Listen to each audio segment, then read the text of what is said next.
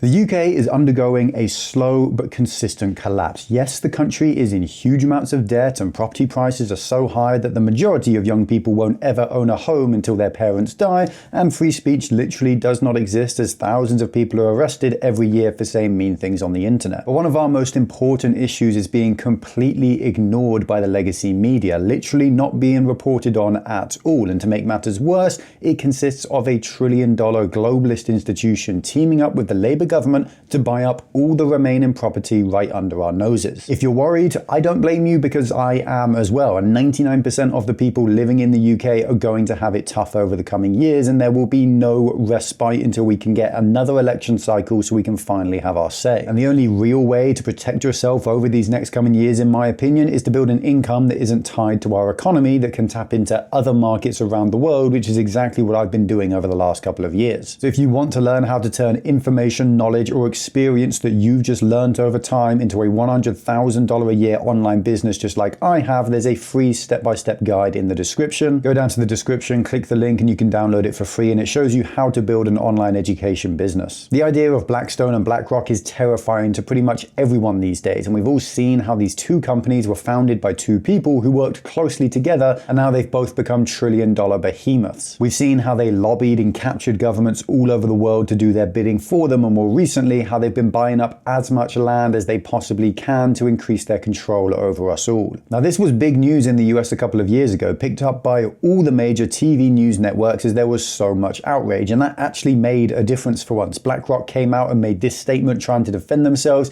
claiming that they don't actually buy up single-family homes. Of course, that was a mistruth. They acted like they aren't buying up any residential property, but they were buying duplexes and triplexes and apartments and trailer parks. They just weren't buying up detached family homes. And of course, Blackstone came out and said that they were sorry for buying single-family homes and that they weren't going to do it and buy residential properties anymore. Again, a massive mistruth. They now just invest in a different corporation that buys into residential property for them in the United States, and they're still buying up homes all over the rest of the world themselves. But what this did do is help to open the floodgates and reveal how corrupt and destructive these practices were, and now there's real hope in the US that this process can be stopped. But in the UK, no one really knows what's actually happening, but Blackstone over a year ago bought 2,800 residential homes in the UK, and then in June of last year they bought another 1,750 new homes, altogether worth about $2 billion.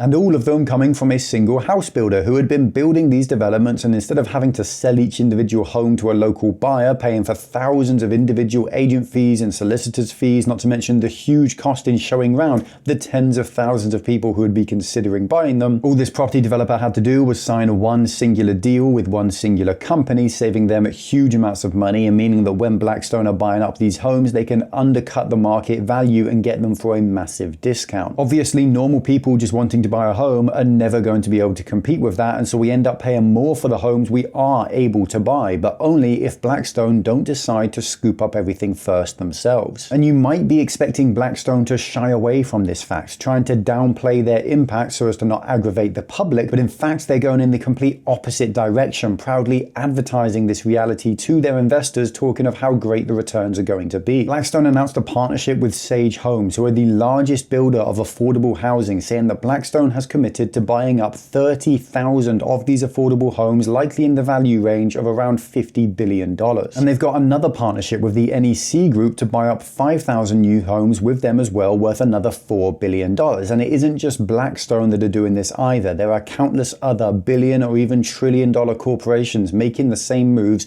like Sage Homes and another massive corporation called Leaf Living. And you might think that this is just globalist corporations seeing an opportunity and going for it to make their money, but in reality, this is a direct result of our corrupt government actively working with these massive corporations to take control. Back in 2023, when we knew an election was coming and all the polls showed a huge Labour majority was about to come in, Keir Starmer and Rachel Reeves met with executives from Blackstone and a number of other massive private equity firms like Advent and Brookfield. They claimed the meeting was all about investing into green energy and supporting the British economy, but as soon as Labour came into power, this massive and extensive land grab shot off at incredible pace. To act like Labour didn't know this was going to happen after meeting with the people who have made it happen is simply laughable. And it's not just Blackstone that bought the control of our country. BlackRock are heavily at it as well, and the Labour Party announced an initiative to rebuild Britain with the help help of BlackRock. BlackRock now own more than $150 billion worth of public infrastructure. Not houses this time, but essential infrastructure we desperately need for our society to function. Energy companies, wastewater services, and even airports. And with this newfound power, they've announced that they want to de-risk their investments. Now, what the hell does that mean? Well, that's the point. Normal people don't know what BlackRock mean when they say they want to de-risk their investments, and it actually sounds kind of good, so normal people don't know to oppose it. But in short, it means the government stepping in to improve the returns that BlackRock is able to get from their investments by giving them subsidies or tax breaks, or even simply paying for the upgrades and expansions that BlackRock themselves don't want to make. Or worst of all, changing the laws so that BlackRock can make more money at the expense of other people. Now, this is already happening, with Labour actively regulating our economy to favour the asset owners of our infrastructure and not the users. If you've ever wondered why energy prices in the UK are so ridiculously high, well, unfortunately, just blaming Russia doesn't actually work when energy prices were high before the war in Ukraine, and they've steadily risen over the last 3 years as well. The truth is that private equity firms like BlackRock are investing huge amounts of money into renewable energy like wind farms, and that sounds good, but it isn't, because the only reason BlackRock are building those wind farms is because the government has promised to use British taxpayer money to pay extra for all the energy that comes from wind farms, so even if they were more efficient, we still end up paying extra for the energy. We pay far more than we would if we had just used natural gas or nuclear or even coal power, but the Tories and Labour conspired with trillion-dollar companies to force us to pay more for our energy than we need to, so that BlackRock and Co. can charge us more for our energy than we ought to be paying. The next ticking time bomb that our corrupt country is sitting upon, though, is none other than farmland. Labour themselves have admitted they will only raise $500 million a year from their changes to inheritance tax to farmers. And at the same time, they've just promised to give 0.3% of our GDP per year, or £13.3 billion to other countries in foreign aid. That is 25 times more than they will raise by taxing these farmers, and yet they're still claiming that we need to tax these farmers much more in order to pay for the NHS, which is a bold-faced lie. The truth is that Labour want farmers to sell their land because it's then freed up to be sold on to those same private equity firms that have bribed their way into Keir Starmer's office time and time again. Now, BlackRock and Blackstone have bought control of our government and, in doing so, our country, and the most shameful thing about it all is the absolute pittance that our politicians are being bribed for. They're taking £10,000 in free holidays in order to rig the rules in favour of a mega corporation that will make billions in profit. Now, I'll never condone someone selling out their country. I'm as patriotic as they come, but I can at least understand why someone who isn't patriotic might get bribed for millions of pounds when it can get them a yacht and a private jet. But to be bribed away for tickets to a Taylor Swift concert, I genuinely can't imagine anything more pathetic. Of course, some people in the comments will claim this is good for us, that Blackstone buying up all our homes is good for us, and that it will incentivize more house building and work to end the housing crisis. But in reality, what we're seeing is the problem getting even worse. These trillion-dollar companies are now massive owners of homes, and they've bribed their way into power with our notoriously weak politicians. So do we think that Blackstone and BlackRock are going to tell Labour to support policies that lower house prices and end the housing crisis? Or are they going to tell Labour to support policies that increase house prices and make them more money? Now, the only two ways to end the housing crisis are to either reduce demand for housing by reducing the population, or to increase the supply of housing by building more. Blackstone are going to lobby our government to continue mass immigration to get as many people into the country as possible, whilst at the same time keep house building to a minimum, because that is what causes house prices to rise. Now, Labour is categorically a traitorous party, but the saddest reality is that so are the Conservatives. They did the exact same thing when they were in power for 14 years. I often get criticism in my comments saying how I'm just a Tory shill, but that couldn't be further from the truth.